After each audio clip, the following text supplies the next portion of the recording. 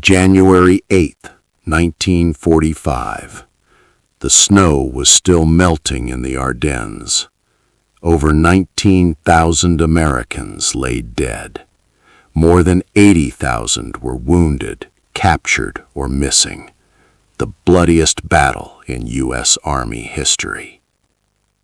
And in Belgium, standing before microphones and cameras, Field Marshal Bernard Law Montgomery made a statement that would nearly tear the Allied command apart.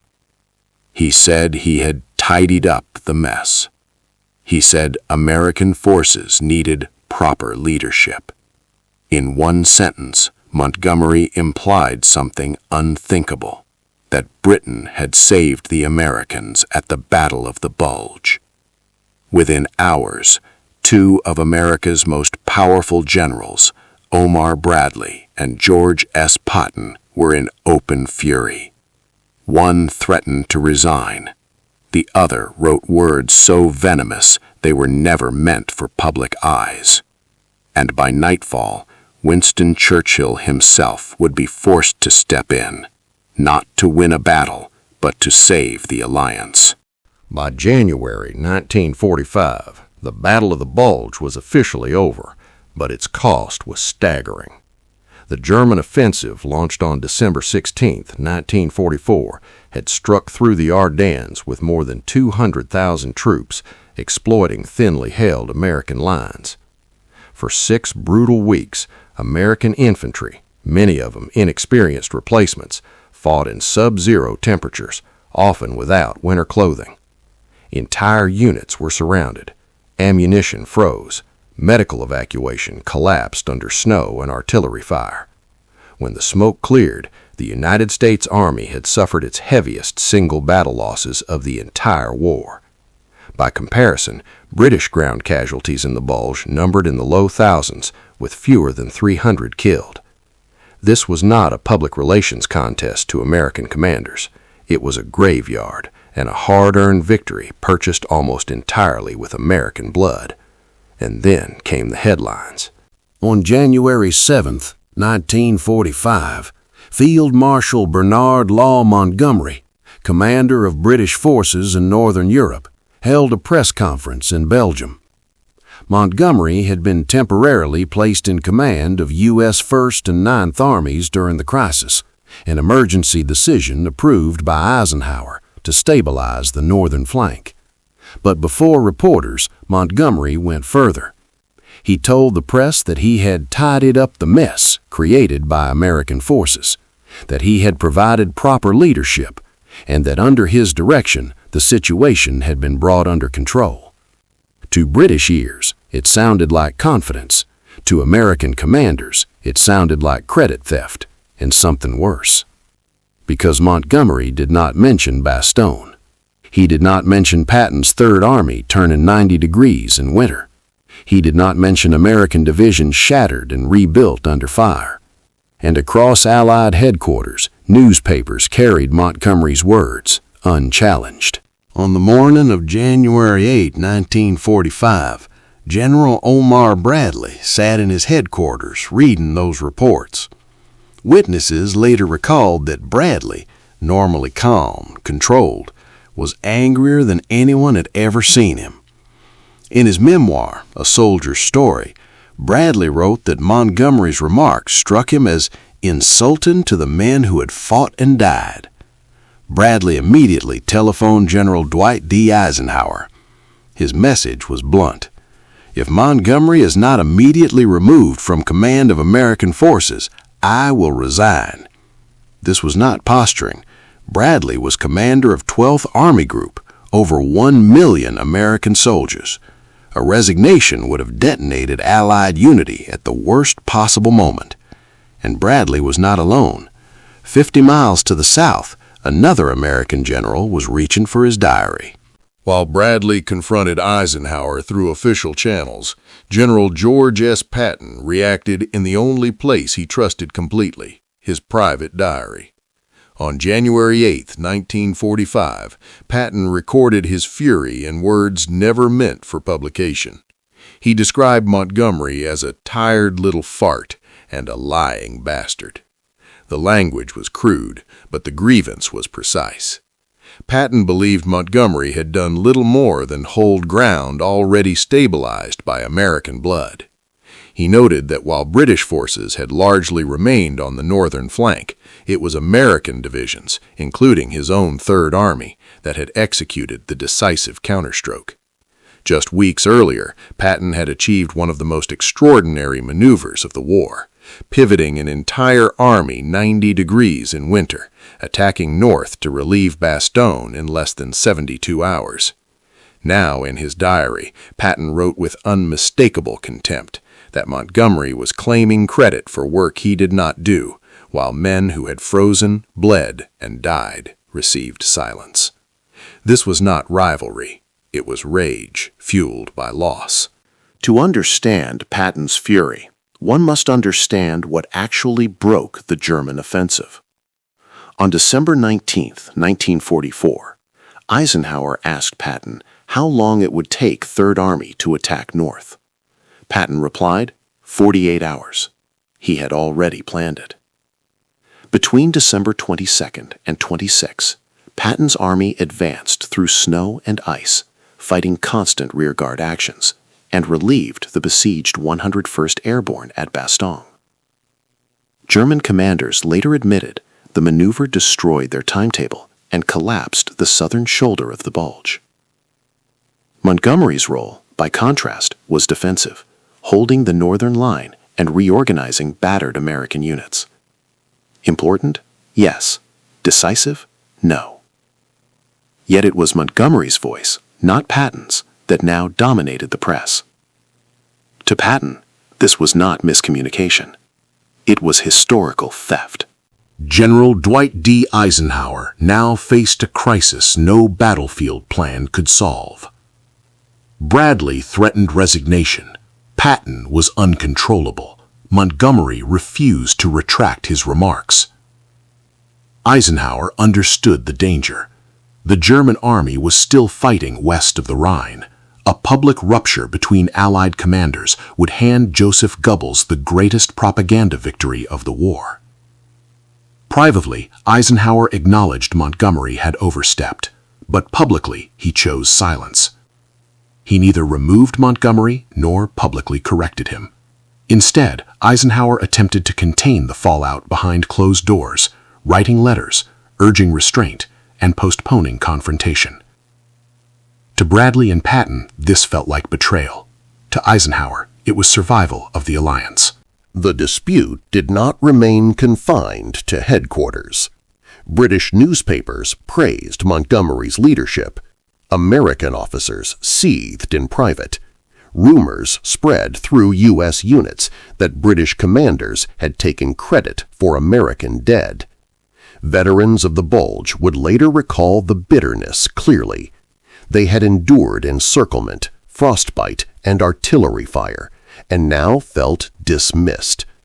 The situation grew so tense that senior Allied officers warned Eisenhower of a potential command fracture. This was not about ego alone. It was about who would write the history of the war and whose sacrifices would be remembered. By mid-January, the crisis had crossed the Atlantic, and in London, Parliament demanded answers. On January 18, 1945, Winston Churchill rose to speak before the House of Commons. He knew the danger. If left unchecked, the Montgomery controversy could poison Anglo-American relations at the decisive moment of the war. Churchill praised American sacrifice. He acknowledged that the heaviest fighting and losses had fallen on U.S. forces. And without naming Montgomery directly, he urged restraint, unity, and mutual respect. It was a carefully constructed intervention, designed not to assign blame, but to stop escalation. Behind closed doors, Montgomery was instructed to issue clarifications. The immediate crisis passed, but the damage lingered, because neither Bradley nor Patton ever forgot what had been said or what had not been corrected. And history would continue to argue long after the guns fell silent. In the days following Churchill's intervention, Field Marshal Bernard Law Montgomery attempted to contain the damage. Privately, he expressed irritation, not regret. Montgomery believed his actions during the crisis had been misunderstood. He maintained that when Eisenhower placed American armies under his temporary command, he had acted decisively to stabilize the Northern Front. But Montgomery did not issue a full public apology. Instead, he released carefully worded statements praising American soldiers in general terms, without retracting his earlier remarks about leadership. To Bradley and Patton, this was insufficient. They saw it as evasion, not reconciliation. Montgomery's reputation among American officers, already strained by North Africa, Sicily, and Market Garden, now hardened permanently. The rift was no longer personal. It was institutional. As emotions cooled, statistics told their own story. American forces had absorbed the overwhelming majority of casualties during the Battle of the Bulge, more than 80,000 total losses, including nearly 19,000 killed. British and Commonwealth casualties numbered in the low thousands, with deaths counted in the hundreds. No Allied commander disputed these figures. What remained disputed was interpretation. Montgomery had commanded American armies briefly, but the bulk of the fighting, defensive and offensive, had been conducted under American operational planning. For many U.S. officers, the mathematics of sacrifice made Montgomery's claims feel profoundly disconnected from reality. And among veterans, resentment would endure for decades. Publicly, Eisenhower remained neutral. Privately, his view was more complex. In later correspondence and reflections, Eisenhower acknowledged that Montgomery's press conference had been a serious error in judgment. He believed Montgomery underestimated American sensitivity to credit, particularly after such catastrophic losses. Yet Eisenhower also concluded that removing Montgomery would have fractured Allied command irreparably. For Eisenhower, leadership meant absorbing resentment to preserve unity. Bradley accepted this reluctantly. Patton never did. Patton's diary entries did not soften with time. Even after the Bulge, Patton continued to describe Montgomery as slow, overcautious, and politically driven. He contrasted British operational style, methodical, defensive, with what he believed was American aggression and momentum. When Patton died in December 1945, his diary became public. Only then did the full extent of his contempt become widely known. What had once been a private explosion of anger became historical evidence. In the decades since, historians have largely converged on one conclusion. Montgomery played a useful but limited role in the Battle of the Bulge. He stabilized the Northern Front. He reorganized forces already battered. But the battle was won by American endurance, American maneuver, and American losses, from Bastogne to the Meuse. Bradley's outrage was grounded in fact. Patton's fury, though crude, reflected operational reality. Montgomery's mistake was not military, it was public. In war, battles are fought by armies, but they are remembered by words. And in January 1945, words nearly did what German armor could not. By late January 1945, the Ardennes front had stabilized. The German offensive was broken. But within Allied headquarters, an uneasy quiet settled. Bradley withdrew his resignation threat, but not his resentment. Montgomery continued operations as ordered, speaking less to the press and more through formal channels. No public reckoning occurred. This silence was deliberate. Eisenhower understood that victory in Europe now depended on speed, not reconciliation. The Rhine lay ahead.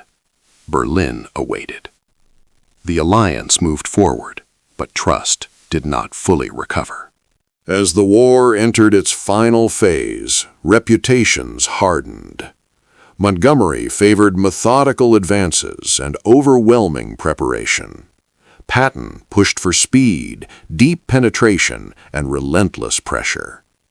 When Allied forces reached the Rhine, these differences resurfaced.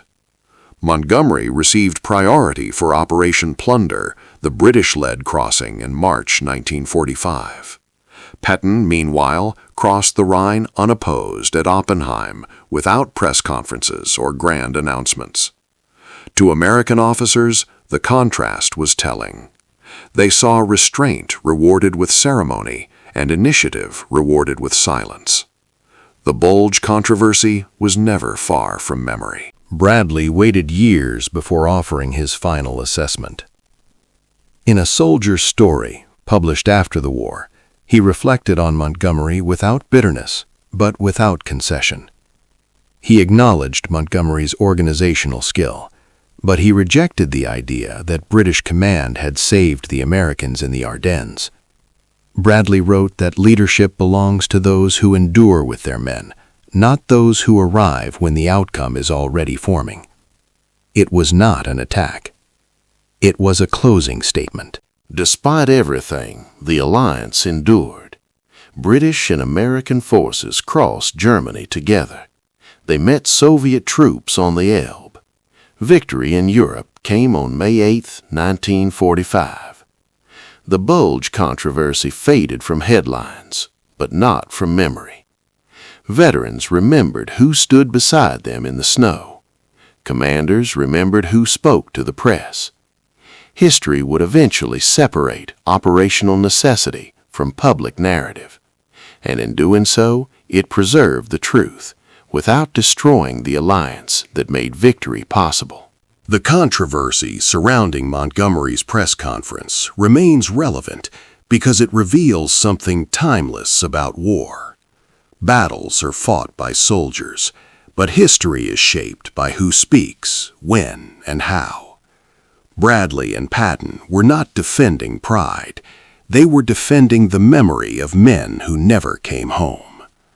Montgomery did not lose the war in January 1945, but he lost the confidence of his allies, and in the end, that mattered almost as much as any battlefield victory. When the anger cooled and the war ended, the record remained. Omar Bradley never denied Montgomery's administrative role, but he rejected the implication that British leadership had rescued American forces. In his memoir, Bradley described Montgomery's statements as damaging, unnecessary, and divorced from the experience of the men who fought. George S. Patton was far less restrained.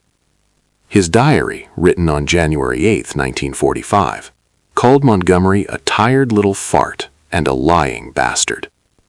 The words were harsh, but the context was clear. Patton believed that speed, aggression, and American sacrifice had defeated the German offensive, not press conferences. Neither man sought public revenge. They let documents speak. And those documents still speak today. History does not belong to the loudest voice. The Battle of the Bulge was not won by a single commander. It was won by infantrymen holding frozen foxholes, by tank crews advancing through snow, and by armies that endured catastrophic loss and kept moving forward. Montgomery helped stabilize the front. Bradley coordinated the larger American effort. Patton delivered the counterstroke that shattered German momentum. The alliance survived because its leaders, flawed, proud, and human, chose victory over vindication. And that is the final truth of January 1945. Not who spoke to the press, but who stood in the snow and did not break.